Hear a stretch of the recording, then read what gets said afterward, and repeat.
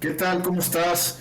Mi nombre es Adrián Montemayor y bienvenido a tu programa Jesús es el camino, la verdad y la vida. Como todos los lunes estamos estudiando el Evangelio de Marcos, vamos a la parte 17, es decir, vamos a empezar el capítulo número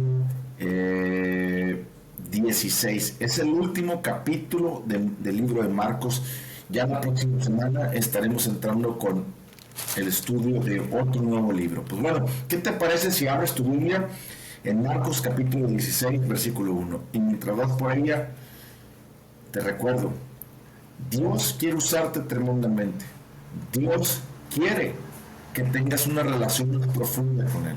Dios quiere que tengas un conocimiento más pleno a través de Cristo Jesús, de quién es Él, quién tú eres en Cristo, la herencia que Él te ha dado y el propósito de Dios para tu vida. Y recuerda que solamente eso se puede obtener leyendo la Biblia y orando.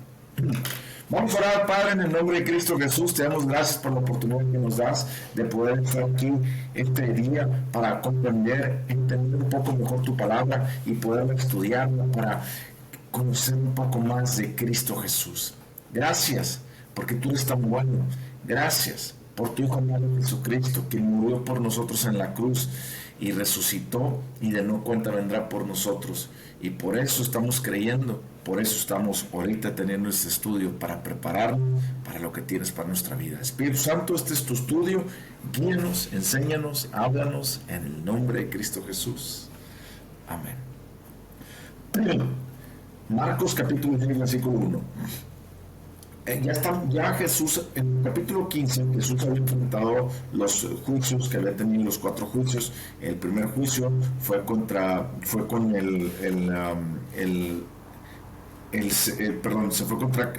Anás, el suegro del sumo sacerdote Caifás, ¿okay? El segundo juicio fue contra el Sanedrín, que es el Sanedrín, donde están todos los sacerdotes, el sumo sacerdote, los sacerdotes, los fariseos, los escribas y, como quien dice, toda la gente influyente y política de Jerusalén en aquel tiempo, de los judíos, ¿ok? Después, el tercer juicio fue ante Poncio Pilato. El cuarto juicio fue cuando Poncio Pilato lo envía a Herodes y Herodes se lo envía de vuelta a Poncio Pilato otra vez, ¿ok? Entonces Jesús pasó por 4 juicios. En el versículo 21 Jesús fue crucificado y en el versículo 42 Jesús fue sepultado. Y ahorita vamos a ver la resurrección. Versículo 1 del capítulo 16. Cuando pasó el día de reposo, María Magdalena, María la madre de Jacob y Salomé compraron especies aromáticas para ir a ungirle. Y de mañana, el primer día de la semana, vinieron al sepulcro ya salido el sol. Aquí hay 2 cosas interesantes. Las mujeres, estaba María Magdalena, estaba María la madre de Jacob y Salomé. Jesús siempre hay un séquito de mujeres. ¿Por qué no fueron los hombres aquí ahorita? Acuérdate que los discípulos, cuando arrestaron a nuestro Señor Jesucristo, se habían dispersado. Y luego, cuando tú ves en el libro de Juan, en el libro de Juan, capítulo 20, por ahí, tú ves que ellos estaban en un cuarto, se habían encerrado porque tenían miedo de los judíos, ¿ok? Entonces estas mujeres fueron con Jesús abiertamente a buscar a Jesús para hacer la tradicionalmente ungimiento, es decir, de que cuando lo pusieron en la tumba, pues terminarlo de hacer lo que sus costumbres decían, ¿ok? Segundo punto dice, muy de mañana, el primer día de la semana. El primer día de la semana nosotros lo conocemos como el lunes, pero en realidad el primer día de la semana es el domingo. Cuando digamos lo que los católicos o la Iglesia Católica se formó más en forma, la Iglesia Católica junto con los romanos decidieron cambiar el calendario y decidieron ellos que el primer día de las semanas era el lunes. Pero antiguamente, en los tiempos de Jesucristo, para atrás, el primer día de la semana era el domingo. Por eso nosotros buscamos o vamos a adorar y alabar a Dios todos juntos como iglesia y nos reunimos el domingo. Hay gente que lo ha censado, que porque los sábados es el día que, el sábado es el día que guardará mi día de reposo, dijo el Señor. Hay gente que así lo cree. Yo en especial, como le digo a las personas, tú lee la Biblia, deja que Dios te hable y te diga lo que tienes que hacer, y cuando Dios te hable y te empiece a decir lo que tienes que hacer, hazlo. Hay personas que se reúnen el sábado porque consideran que es el día, porque Dios dijo en sus mandamientos. Yo siempre les digo a las personas, estudia bien la Biblia, júntate con personas que te pueden ayudar a estudiar mejor, y si uno la quieren estudiar o quieren unirse en sábado y otros en domingo, no pasa nada. Yo, como les digo a las personas, todos los días son el día del Señor. No hay un día en específico, no hay un lunes, no hay un martes, no hay un miércoles, no hay un jueves, no hay un viernes, sábado, un domingo en el que nos debemos de reunir. Yo soy de la idea que todos debemos estar abiertos al Señor todos los días, y debemos de estar buscando el reunirnos lo más frecuentemente. ¿Con esto quiero decir que usted está en la iglesia todos los días en la semana? No. Con esto quiero decir que para reunirnos todos debemos de por lo menos tener un día a la semana para reunirnos. Y si ese día el pastor decide en sábado, adelante. Si decide en domingo, adelante. Si decide en lunes, adelante. Si decide en martes, adelante. En miércoles, adelante. El día que sea. La Biblia no dice exactamente qué días se deben de reunir. Vuelvo a repetir, hay muchas personas que dicen, no, es que es en sábado porque dijo santificar el sábado, dijo guardar el sábado, no dijo nada de reunirse el sábado. Bueno, entonces, ¿por qué lo hacen el domingo? Porque nosotros lo hacemos uno. Voy a poner el caso de mi iglesia en personal. Nosotros lo hacemos porque el domingo es el día donde más libre tenemos para empezar una actividad donde nosotros duramos como 3 horas a 4 horas en la iglesia, conviviendo, dando palabra, etcétera, etcétera. Entonces, ese día a todos se nos facilita mucho para venir a la iglesia en domingo y reunirnos en domingo. Hay iglesias que lo hacen por costumbre, hay iglesias que lo hacen porque es que Jesucristo resucitó el domingo y ese es el domingo, es el día que nosotros debemos alabar a Dios. Perfecto, no hay ningún problema. Pero si tu pastor te dice el lunes va a ser el día que nos tenemos que reunir, ¿me explico? Ok, bueno, muy de mañana, el primer día de la semana, vinieron al sepulcro ya salido el sol, pero decían entre sí, ¿quién nos removerá la piedra en la entrada del sepulcro? Estaban pensando en remover la piedra, pero cuando miraron, vieron removida la piedra, que era muy grande. Acuérdense que la palabra de Dios nunca pone cosas por ponerlas. Es decir, estuvieron pensando, ¿quién nos removerá la piedra? ¿Qué tiene que ver eso? Sencillo. Ellos estaban pensando más en la parte física que en lo que Dios estaba hablando en el espíritu. Acuérdate que Jesucristo les dijo, voy a resucitar. Entonces, cuando ellos estaban pensando en ir a ungir a Jesucristo y en mover la piedra, ellas creían verdaderamente que Jesucristo estaba ahí. No estaban creyendo verdaderamente la palabra de Dios. Bueno, eso en esa época, no seamos tan duros con estas mujeres ni con los discípulos, porque acuérdense que en esa época no tenían el Espíritu Santo, pero tenían a Jesucristo caminando entre nosotros. Bueno, tú y yo hoy en día tenemos a Cristo dentro de nosotros, tenemos al Espíritu Santo dentro de nosotros y al Padre. Ellos pudieron experimentar lo mismo que tú y yo, no en este momento, sino después, es decir, hasta el día de Pentecostés, ¿ok? Entonces, ¿ellos recibieron el Espíritu Santo? Sí. ¿Ellos fueron llenos del Espíritu Santo? Sí, lo dice la Biblia en Hechos capítulo 2, ¿ok? Pero en este momento que Jesús apenas estaba resucitando, o sea, había muerto, perdón, iba a resucitar, o había resucitado, entonces, en ese momento, ellas todavía no tenían el Espíritu Santo dentro de ellas. Entonces, hay veces que nosotros, fíjate, tenemos un problema y vemos lo físico y no vemos la promesa de Dios. Y esto es lo que debemos nosotros poner atención en nuestras vidas. Va la gente a la iglesia, escucha la palabra de Dios. Estas mujeres escucharon de Cristo Jesús, gloria a Dios. Estas mujeres convivieron mucho tiempo con Jesús, a lo mejor no los 3 años y medio, pero a lo mejor 1 año, 2 años, qué sé yo. Por ahí convivieron por lo menos más de 1 año. Ellos estuvieron escuchando de Jesucristo que les dijo, voy a resucitar, voy a resucitar, voy a resucitar. Pero ellos en el fondo no lo creían en su corazón. Por eso cuando murió Jesucristo, fueron y dijeron, ¿quién nos moverá la piedra? ¿No te ha pasado que hay veces que vas a la iglesia por ir, lees la Biblia por leerla, pero no tienes una revelación y cuando viene un problema en tu vida dices, ay, ¿quién podrá hacerlo? Como que crees que Dios puede, pero no estás seguro que Dios lo va a hacer. ¿Me explico? Esto es lo que le pasó a estas mujeres. Estas mujeres sabían lo que Dios les había dicho, pero no lo creían. Y hoy en día la mayoría de la iglesia cristiana así vive dentro de la iglesia. Conoce, bueno, o ha escuchado la palabra de Dios, ha escuchado el poder de Dios, pero no cree en el poder de Dios. Y cuando viene un problema, ¿quién nos moverá la piedra? Tremenda verdad, ¿verdad?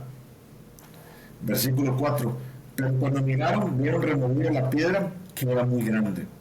Y cuando entraron en el sepulcro, vieron a un joven sentado al lado derecho y cubierto de una larga ropa blanca, y se espantaron. Mas se les dijo, no asustéis, buscáis a Jesús el Nazareno, el que fue crucificado. Ha resucitado, no está aquí, mirad el lugar en donde le pusieron. ¿Por qué se les apareció un ángel? Sencillo, se les apareció un ángel porque ellos no tenían el Espíritu Santo. Hoy en día muchas personas, para creer una palabra de Dios o para saber que Dios está con ellos, quieren ver señales muy gráficas, muy palpables, es decir, que un ángel venga, que un rayo de luz se ponga aquí, que el mismo Jesucristo tengamos una visión, que tenga un sueño, etcétera, etcétera. Déjame decirte, tú y yo no necesitamos nada de eso.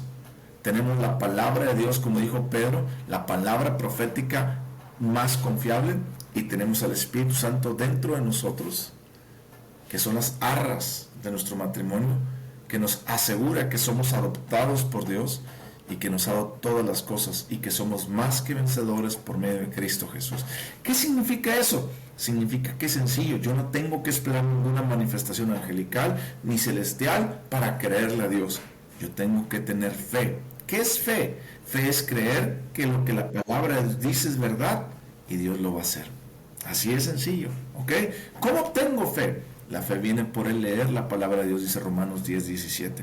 Pero Adrián, entonces, ¿por qué aquí se les pareció un ángel? Porque ya te lo expliqué hace ratito.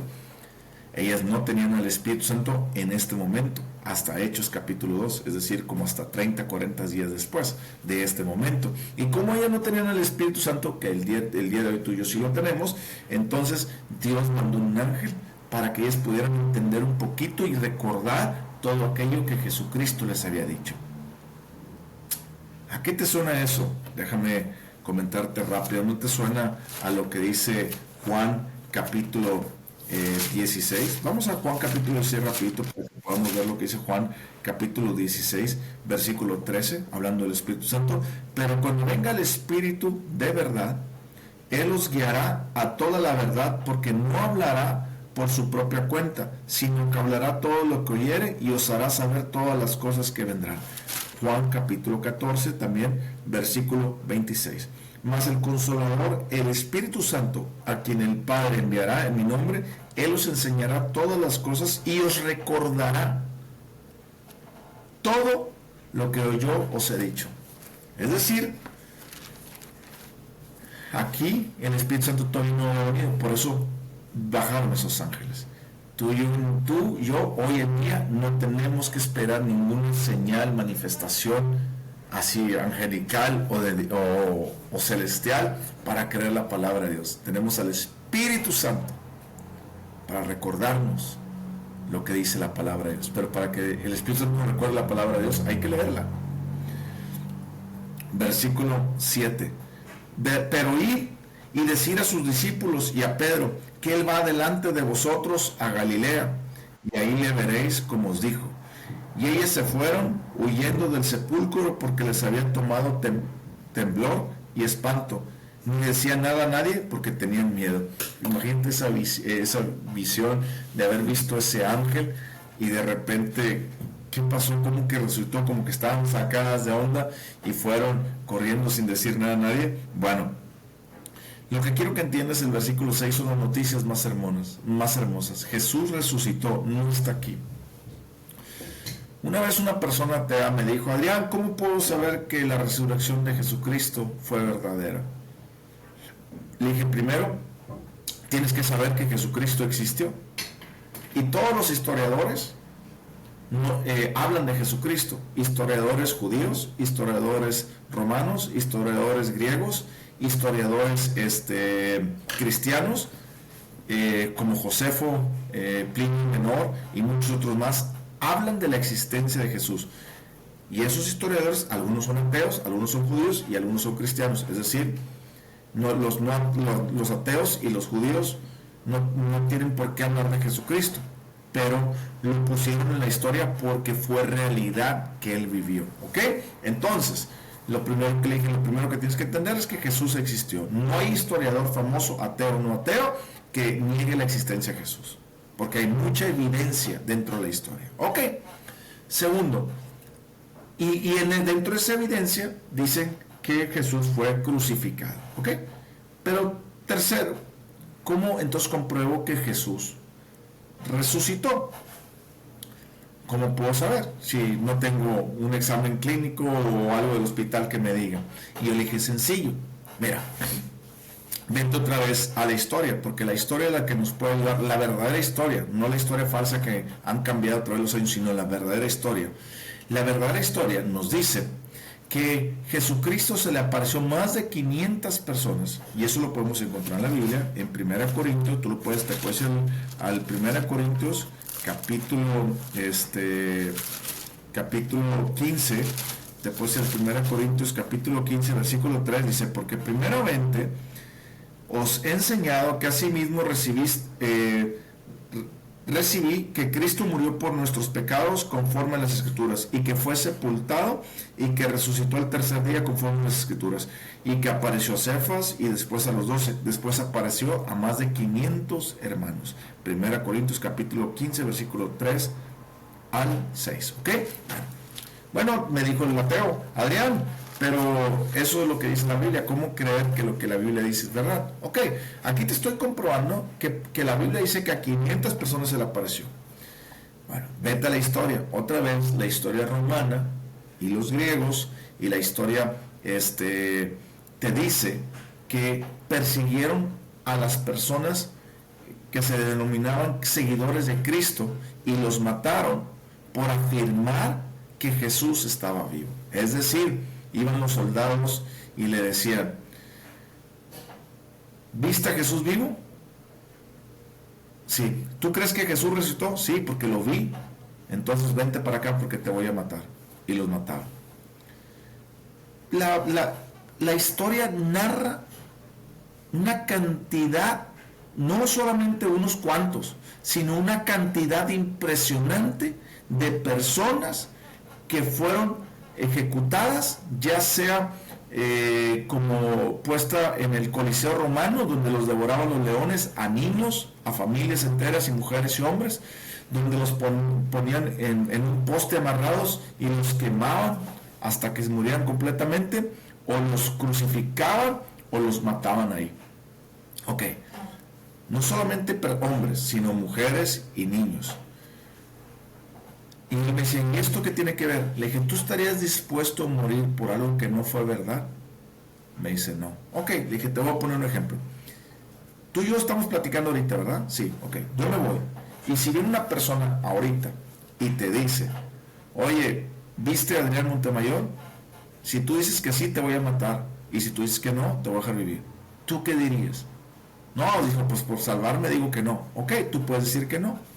Pero el hecho de que si me viste fue verdad. ¿Me explico?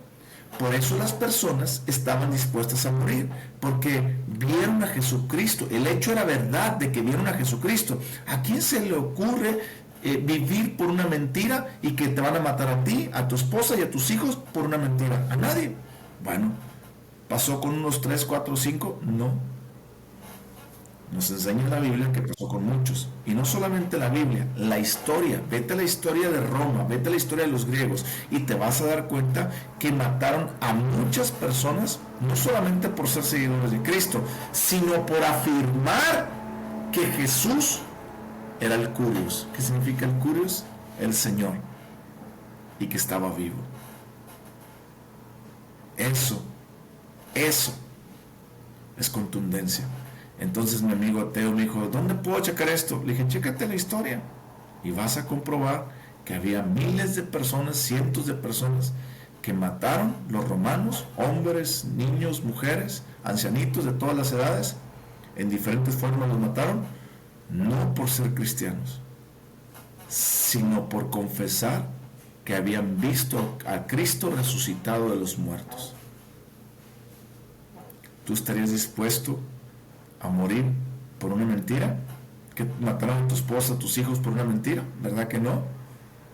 Pero si hiciste algo verdadero y te preguntan por ese hecho y lo hiciste, entonces tienes que vivir por esa verdad, ¿cierto? Versículo 9. Habiendo pues resucitado Jesús por la mañana, el primer día de la semana, apareció primeramente a María Magdalena y de quien había echado 7 demonios. Esto de que había resucitado con María Magdalena lo puedes encontrar más ampliamente en el libro de Juan, que eso estudiaremos ya cuando llegaremos a estudiar el libro de Juan, pero lo puedes estudiar en el libro de Juan, en el capítulo 20, versículo 11, que Jesús se le aparece a María Magdalena y Jesucristo le dijo: no me toques, María Magdalena, porque todavía no he llegado al Padre. ¿Qué significa esto? Significa que Jesús, cuando murió y fue al infierno, y les dijo, él proclamó el evangelio, no para la salvación del infierno, sino donde les dijo: yo vencí a la muerte. Es más, ahí en ese momento llevó cautivo a Satanás, a la muerte y a todos sus secuaces, y les quitó sus poderes y potestades. Eso es lo que nos afirma Colosenses. Les quitó todas sus fuerzas y les dijo: yo soy el Señor sobre ustedes. Y Dios lo resucitó al tercer día, y ahí demostró que él era Señor, que Dios lo había nombrado Señor, y ahí se le sujetaron todos los demonios, inclusive Satanás y la muerte, se le sujetaron a Jesucristo. ¿Ok? Entonces, cuando Jesucristo resucita, él tenía que ir directamente al lugar santísimo, donde está nuestro Dios Padre, para entregar su sangre, como lo hacían los sacerdotes. Entraban una vez al año al lugar santísimo para ofrecer la sangre de los becerros a Dios. ¿Ok? Aquí Jesucristo tenía que entrar a dejar su sangre. Pero María Magdalena estaba tan insistente que Jesucristo, antes de entrar a ir con el Padre, tuvo que venir aquí a la tierra y decirle: María Magdalena, calma, tranquila.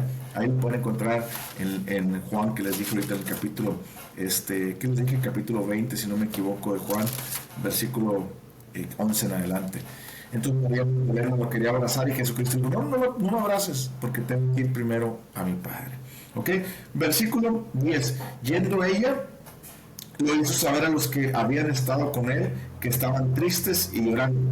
Ellos, cuando vieron que vivía y que había sido visto por ella, no le creyeron. ¿Se das cuenta? Esta mujer va y les dice: Jesús vive.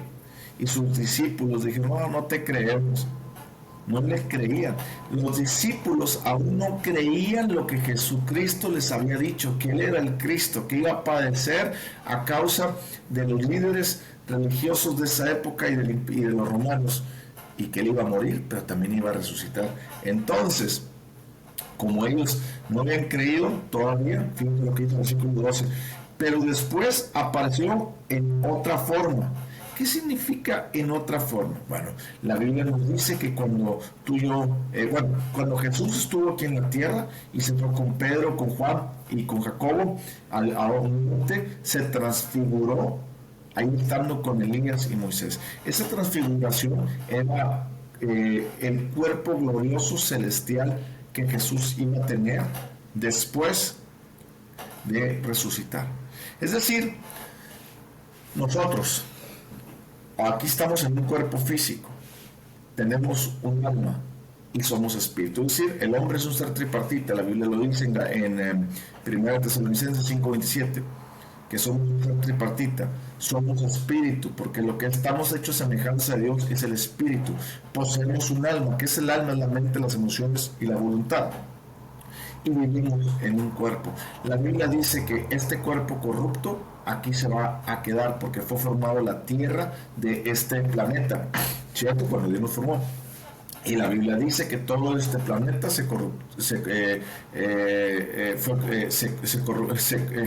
me faltó la palabra, fue corrupto, ¿cierto? Entonces, Dice la Biblia que Dios va a hacer otro nuevo cielo, otra nueva tierra donde no hay corrupción. Entonces nuestro cuerpo tiene que estar de acuerdo al celestial, al planeta celestial. Es decir, este cuerpo, dice la Biblia, que aquí se va a quedar. ¿Qué va a pasar con nuestra mente y con nuestra alma? Nuestra alma, dice la Biblia, que Dios va a enjuagar toda lágrima. Es decir, no nos vamos a acordar de nada malo. Nuestro espíritu, ¿qué pasa con nuestro espíritu? Cuando tú en Cristo Jesús nace de nuevo, tu espíritu ya fue hecho nuevo. Entonces, el alma, el cuerpo aquí se queda, se va a destruir, el alma Dios la va a enjuagar y tu espíritu ya fue hecho nuevo. Cuando el Señor nos llame, dice que en el cielo se transformará nuestro cuerpo mortal en un cuerpo celestial. Es decir, Dios nos dará un nuevo cuerpo celestial. Aquí por ejemplo dice, el versículo 12, pero después apareció en otra forma. No quiere decir que apareció en otra forma como un animal o como algo, no, apareció en otra forma. ¿Cómo lo podemos saber? Cuando tú estudias la Biblia te puedes dar cuenta que Jesús se transfiguró en los evangelios y también vamos a, por ejemplo, el capítulo de Juan, capítulo 20,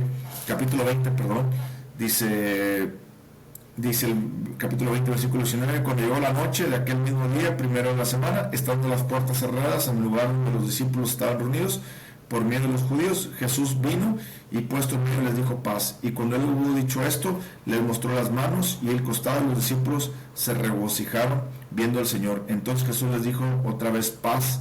¿Estamos bien? ¿Estás de acuerdo? ¿Ok? Este es el mismo hecho que está narrando. Jesús le mostró sus llagas en las manos y en el costado. Es decir, Jesús apareció no en una forma distinta a la que ya tenían el sentido humano, es decir, no en animal ni nada de eso, apareció en otra forma gloriosa y celestial.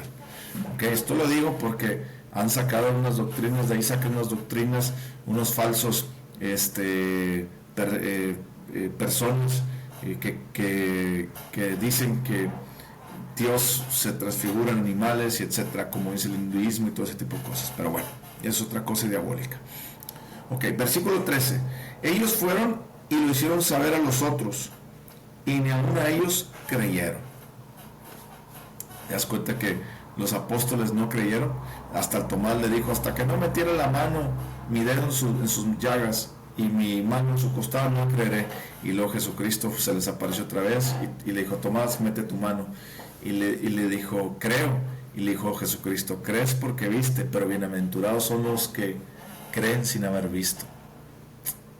Eso quiere decir, yo y tú no hemos visto a Cristo Jesús físicamente, pero creemos verdaderamente porque la palabra de Dios lo dice. Y hemos decidido creer la palabra de Dios, ¿cierto? Y porque decidimos creer la palabra de Dios, creemos lo que ella dice es 100% verdad. Y porque después de creerla, hemos experimentado a Dios, a Jesucristo dentro de nuestras vidas, ¿cierto? Bueno, dice la Biblia que tú y yo somos bienaventurados porque creemos sin haber visto. Finalmente se apareció a los 11 mismos, estando ellos sentados a la mesa, y les reprochó su incredulidad y dureza de corazón, porque no habían creído lo que les había a los que le habían visto resucitado. Déjame decirte una cosa, si tú eres un cristiano que lee la Biblia pero no la cree, Dios te reprocha la incredulidad y la dureza de tu corazón. Si tú dices ser un cristiano y lees la Biblia y no vives conforme a Dios, eso es incredulidad. Tú puedes ir a la iglesia, puedes leer la Biblia, pero lo que no puedes hacer es no vivirla. Cuando tú no vives la palabra de Dios, tú estás en incredulidad y Dios reprocha tu incredulidad y dureza de corazón. Ahora tú miras, Adrián, pero yo no vivo como el mundo. Sí, pero si Dios te ha dado promesas para que vivas una vida en Cristo Jesús victoriosa, donde tienes un propósito y tienes que cumplirlo, porque así nos dice la Biblia.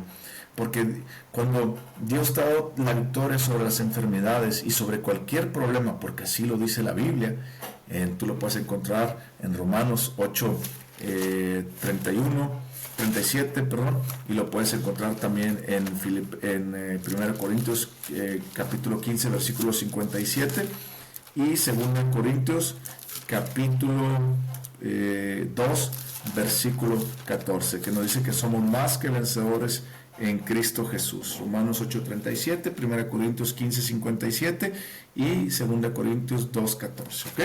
Entonces, Dios nos ha dado promesas que somos más que vencedores. Si tú no la estás creyendo y no estás viviendo la vida victoriosa que Cristo te ha dado, eso es una incredulidad y dureza de corazón al no creer lo que Dios ya nos dio.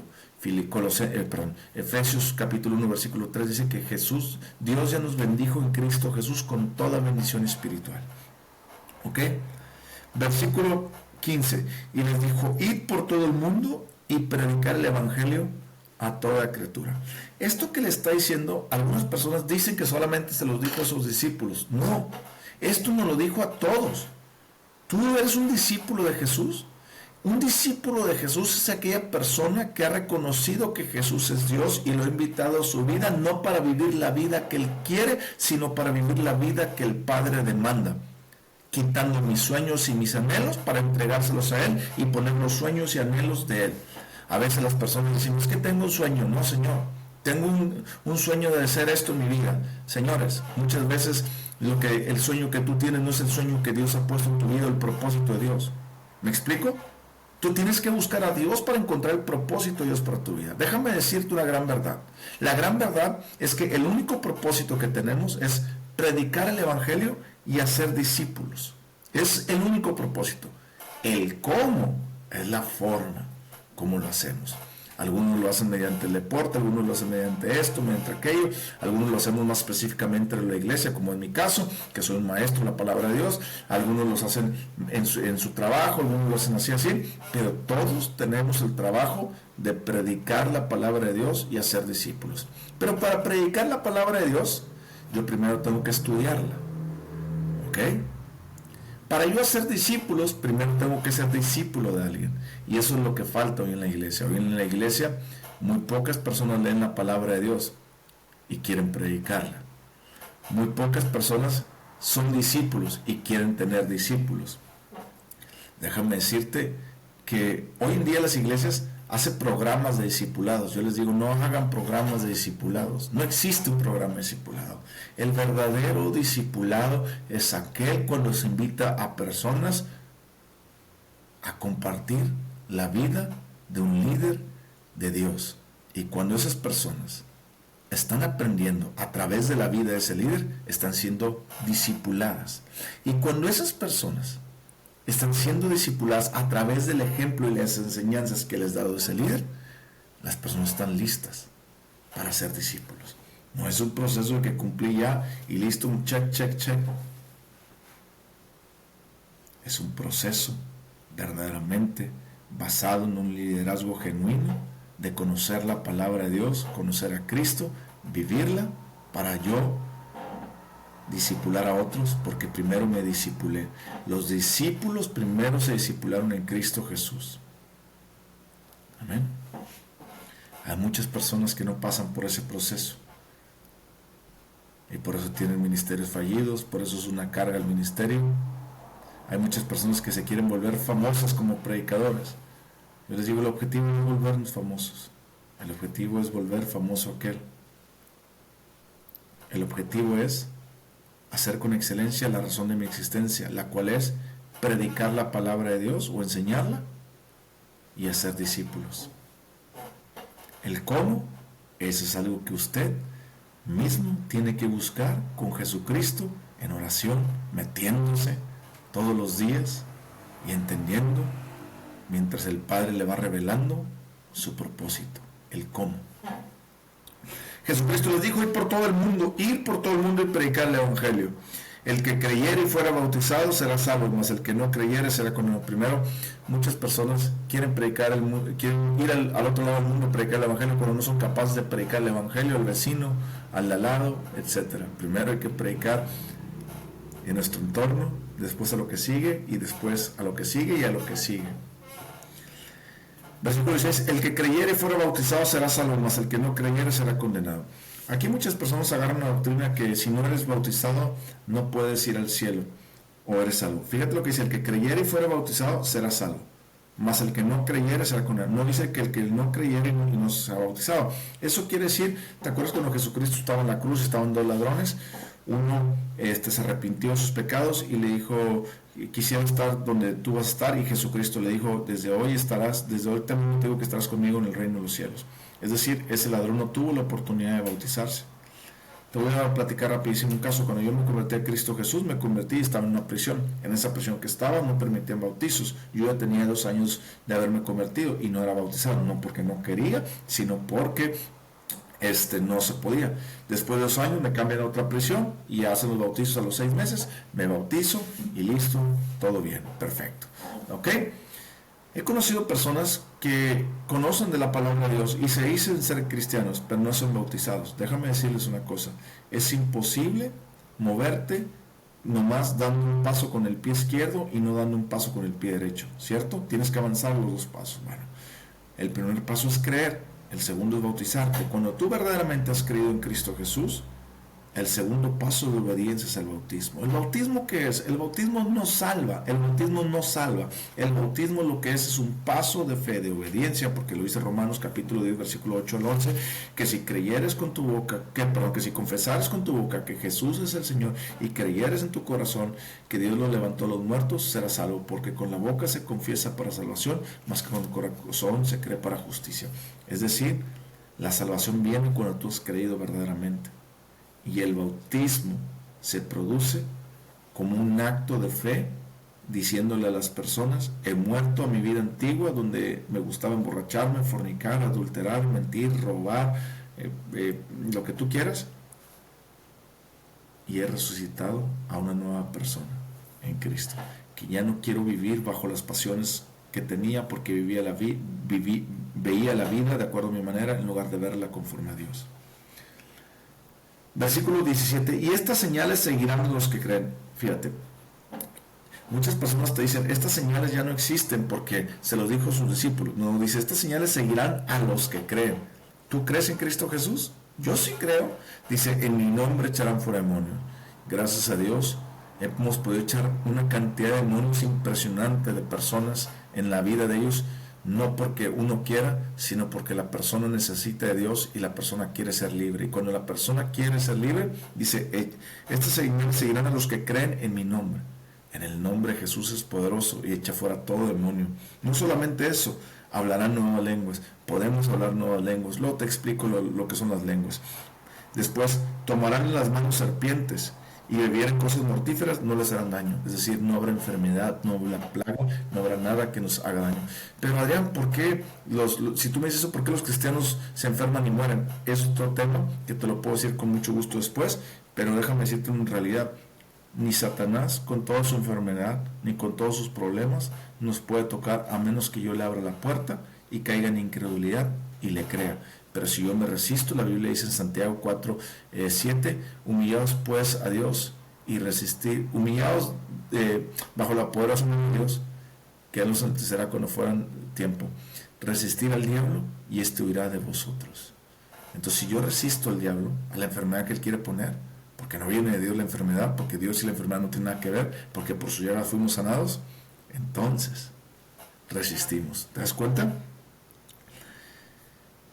Y sobre los enfermos pondrán sus manos y sanarán. Aquí no dice que tal vez sanarán. Aquí se pondrán las manos sobre los enfermos en mi nombre y sanarán.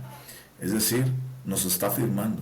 Tú y yo tenemos que ir con la firme convicción de cuando vayamos a orar por una persona, orar y creer que el nombre de Jesús es poderoso para sanar a la persona. Lo demás le toca a Dios. De hecho, después lo afirma en Santiago capítulo 5, fíjate lo que dice Santiago capítulo 5, estoy tratando de llegar a Santiago, allá un tantito, Santiago capítulo 5 dice, versículo 14 del capítulo 5, ¿está uno enfermo entre vosotros? Llama a los ancianos de la iglesia y oren por él ungiéndole con aceite en el nombre del Señor. Y la oración de fe salvará al enfermo y el Señor lo levantará. y si hubiera cometido pecado le serán perdonados. ¿Te das cuenta? Lo levantará. Está confirmando lo que está diciendo aquí. ¿Ok? Pondrán las manos sobre los enfermos y los sanarán. Tú puedes ver en el libro de Hechos una y otra vez estos mismos cosas. Echarán fuera demonios, hablarán nuevas lenguas, tomarán en las manos serpientes y si vieren cosas mortíferas no les hará daño y pondrán las manos sobre los enfermos y sanarán. Versículo 19. Y el Señor, después que les habló, fue recibido arriba en el cielo y se sentó a la diestra de Dios. Ahí es donde está Jesús ahorita. ¿Qué significa que está a la diestra de Dios? Significa que está en el poder de Dios. Jesucristo y el Padre uno son, pero Él está a la diestra de Dios porque Él se sujetó al Padre. Y cuando Él se sujetó al Padre, Dios le dio todo el poder a Jesús. Sentarse en tiempos antiguos a la derecha del rey significa que era la persona que tenía el poder dentro del reino. Y ellos saliendo predicaron en todas partes, ayudándoles el Señor y confirmando la palabra con las señales que le seguían. Quiero que entiendas. Ellos salieron y predicaron. ¿Qué esperas tú para discipular? Ellos no salieron ni predicaron. Primero se discipularon con Jesús. ¿Qué esperas para discipularte con Cristo Jesús? ¿Qué esperas para discipularte? ¿Qué esperas para después de discipularte salir a predicar? Y déjame decirte una cosa. Cuando tú crees la palabra de Dios, las señales te siguen. Fíjate lo que dice el versículo 7, y estas señales seguirán. Haz de cuenta, tú vas aquí corriendo y las señales te van siguiendo. Si tú haces el propósito de Dios y vas a buscar una persona para predicarle o sanarla en el nombre de Jesús, las señales te tienen que seguir si tú crees en el nombre de Cristo Jesús. No solamente mencionar el nombre, sino creer significa creer todo lo que ese nombre contiene, la sanidad y la respuesta a todo.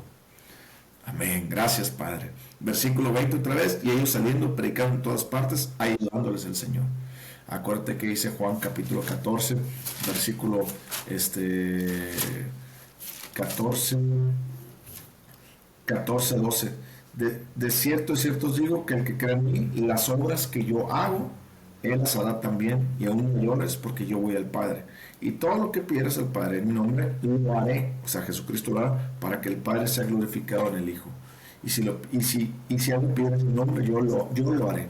Es decir, por eso que dice, y el Señor, fíjate lo que dice el versículo 20 que estamos leyendo, dice ahí que el Señor, ayudando es el Señor, porque el Señor prometió que si nosotros oramos en su nombre, Él hará las cosas. Él mismo las hará. Y las señales aparecerán. Te mando un fuerte abrazo, que Dios te prospere. Hoy acabamos el libro de Marcos. La próxima semana vamos a orar para que Dios nos guíe a qué libro seguir estudiando. Espero que este libro, sé que este libro va a ser de todo este estudio general, que es la parte 18, puedas estudiarla una y otra vez, no solamente aquí con nosotros, sino abrir tu Biblia y que el Espíritu Santo te guíe. Te mando un fuerte abrazo, que Dios te prospere. Si este video te gustó, reenvíalo a más personas. En el nombre de Jesús, sé prosperado.